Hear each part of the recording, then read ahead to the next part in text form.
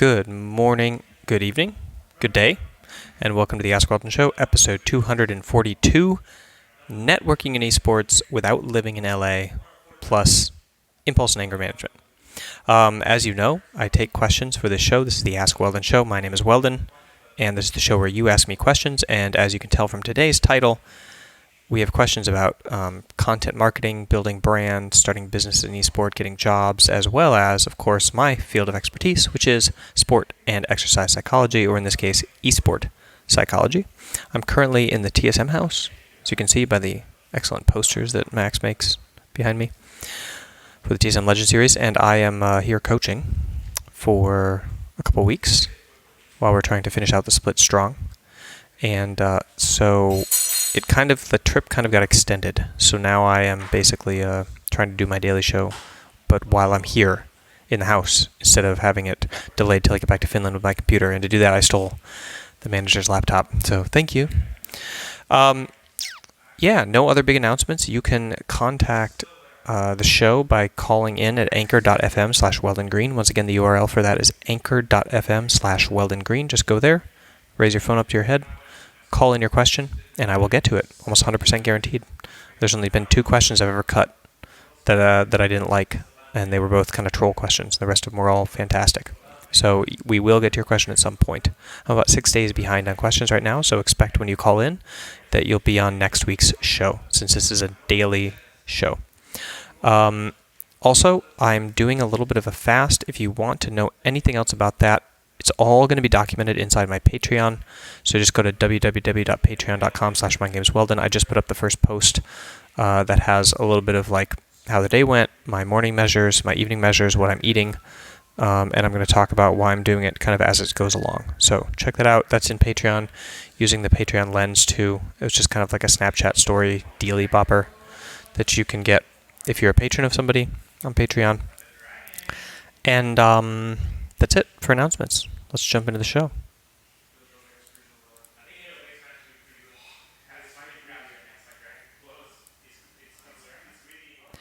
So because I don't really know how noise gates function very well, you're going to be able to hear the team in the background. Sorry about that. I'll try to figure it out and fix it for tomorrow's show, but for the meanwhile, I don't want to miss any of the audio coming out of my mouth by accidentally cutting it out, even though I'm able to eliminate their audio more or less completely if I do it right. So we'll figure that out for tomorrow's show. For today, the first question here is from Luis, and it's about networking in esport. All right, let's listen to his question.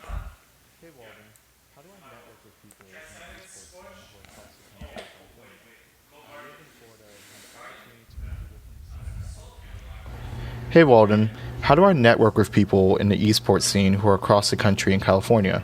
I live in Florida and had the opportunity to meet people from the scene at the Hotline League Miami event, spring 2018. I prepared myself with business cards, met a few CEOs, and from that I almost landed an internship on a NALCS team. Although it is still not enough to be getting these internships that are never publicly available, as well as jobs which are all based off who you know. How can I combat this disadvantage and try to land myself on these positions/internships on the NALCS team, and just general advice of networking with people across the country? One of the best ways to do it is just to come out here. I know a guy who came out here after struggling in the East Coast to build his career for years and is finding almost instant success. I just met a startup this week that was having trouble down in San Francisco trying to get connections in the teams, came up here, attended LCS for a few weeks, and was getting invited by the CEOs and now has some trials with esport teams. So it's pretty dang hard to network not in person. But that doesn't mean it's impossible, and you should definitely be doing it while you're kind of also making plans for how you can be physically out here for like a big event or for a couple of LCS weekends or something like that.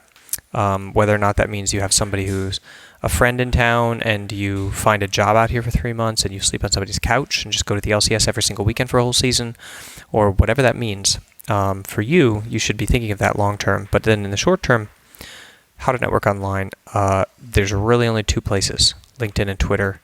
Twitter being one of the main ones, LinkedIn being a decent place for that, although it's kind of like also a little bit, I don't want to say scammy, but kind of like full of people who all have an agenda. Everybody who goes there has an agenda. It's not just like a place for conversation yet, really.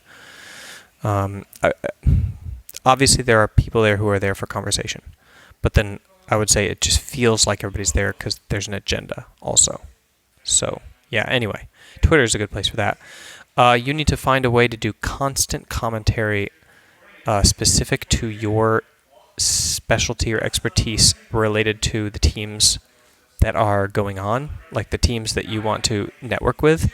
Target specific people that you want to network to and get them to follow you, and start conversations with them. And the way that you do that is you don't just tweet out into the void, you search what they're talking about every single day and you reply to it with interest and insight. And that's the great thing about Twitter, is anybody can talk to anybody. So you just talk to them. Whatever they're talking about, figure it out. And hopefully, you can also search by keywords. So you can search by your topic, and then you can, search. You can make a list of, all the CEOs and all of the managers and everybody who's on the staff. You can make Twitter lists, and then you can just see what they're tweeting about every day, and you can see when they touch your topic, and you can dive in and reply and comment and provide resources and provide insight and provide commentary and provide entertainment or whatever it is that you do. So that's what I would recommend. Good luck. All right, let's jump into the second question.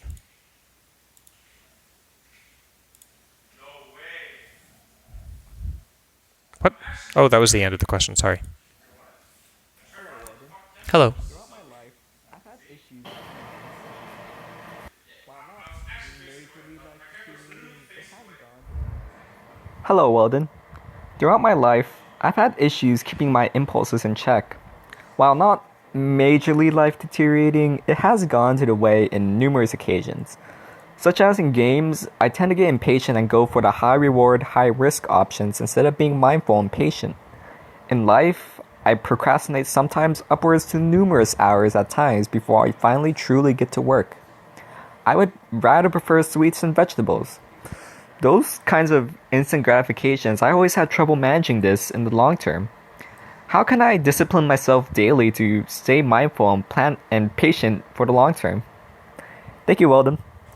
Okay. I just realized that there's a delay on my audio, so I'll try to fix that for the next show. Sorry about that, everybody. Hopefully my video and my audio is synced up, but it's still going to be overriding the question because the delay is on the desktop. Oh, actually, maybe I can do it right here. Yeah, there's the delay. Okay. 0. Okay, I found it. All right, that solves that. Related to John's question now, how do you train daily to keep your impulses in check?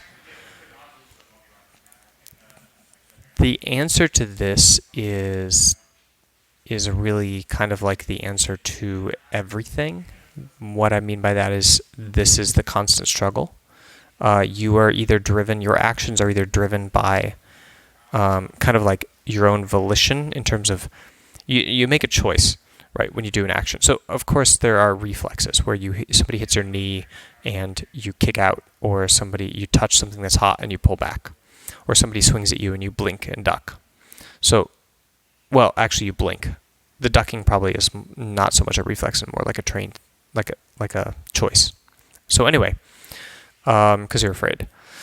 So you have these these choices of behaviors that you make in the real world, right?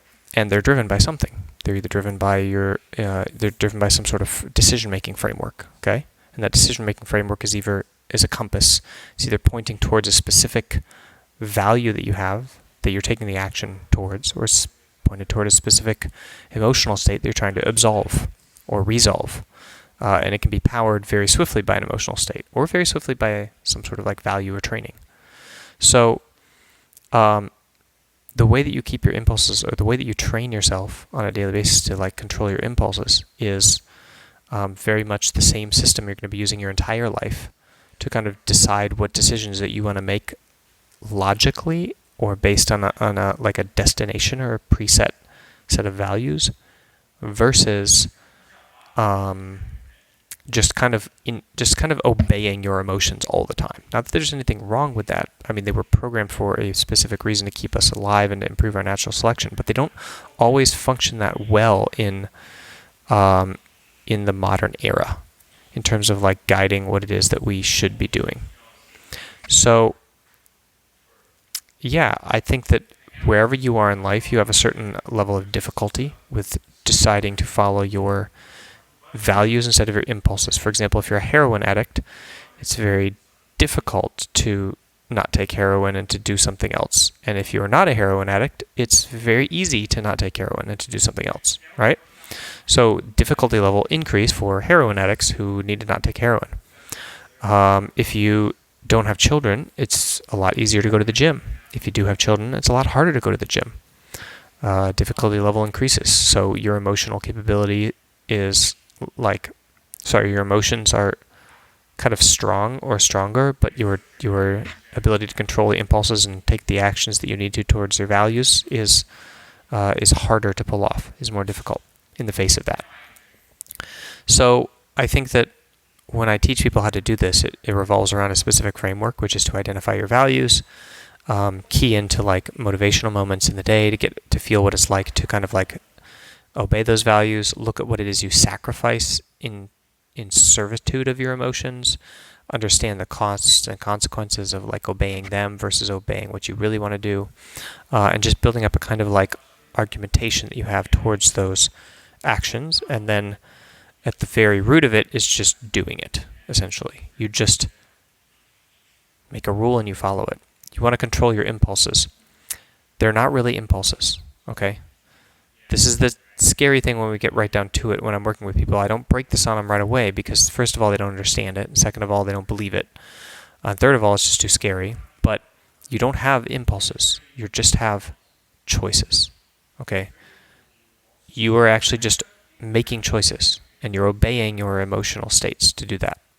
So when you get mad at somebody and snap at them, you're choosing to snap at them. You're not choosing to get mad at them.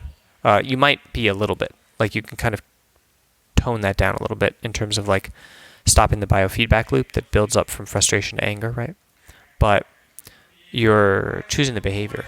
So the first step to kind of like pulling the plug on that is to get rid of the behavior, just make a rule that you don't do it. Just stop the visual representation of what that is. Then internally, you can start working on the feedback loop that kind of builds up from these kind of base trigger states into more and more difficult emotions to manage, like from vulnerability and fear and frustration into and obfuscation of not knowing what to do up into anger at a specific person. You can kind of stop that from happening. So yeah, it's a little bit like building up more difficult emotions, a little bit like the stretch reflex where you reach out and you stretch and the muscle contracts against that stretch, and it doesn't even go to ask your brain for that. Like the impulse goes to your spine, and your spine sends a message back to your muscle to contract when you're stretching. So part of what you're doing when you gain flexibility is you're actually reducing the power of that feedback loop so that it doesn't, when you stretch, it doesn't force your muscle to contract as much. And so you're kind of doing the same thing when you have muscle, when you're trying to work those emotions, where you have this base one that usually you absolve or cope with by just getting mad. So you need to break that feedback loop.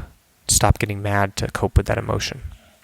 All right, that's the answer to your question, John. And let's jump into question number 3. Last question. So, before I do, make sure to check out the MAC program, mindgames.gg/MAC. mindgames.gg/MAC. It is my training program, which goes over exactly what I just talked about. And John mentioned, I think that he's been trying it out. John or Phi, either the second or third question. I don't remember who it was actually now. But somebody mentioned that they were working on it. And I highly recommend it because it's awesome. You can use the code AskWeldon to get a $5 discount right now. And if you get in now under the wire before the app comes out, you'll have access to that more or less permanently. Even though we're going to go to the subscription model when the app comes out.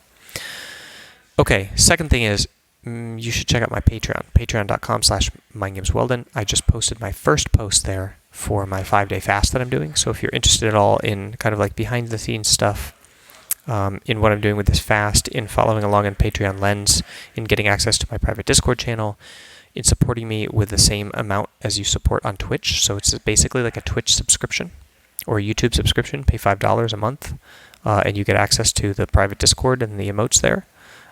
You can do that through Patreon as well. Get access to my private Snapchat, which is basically just Patreon Lens. You need the Patreon app on your Android phone or your iOS phone.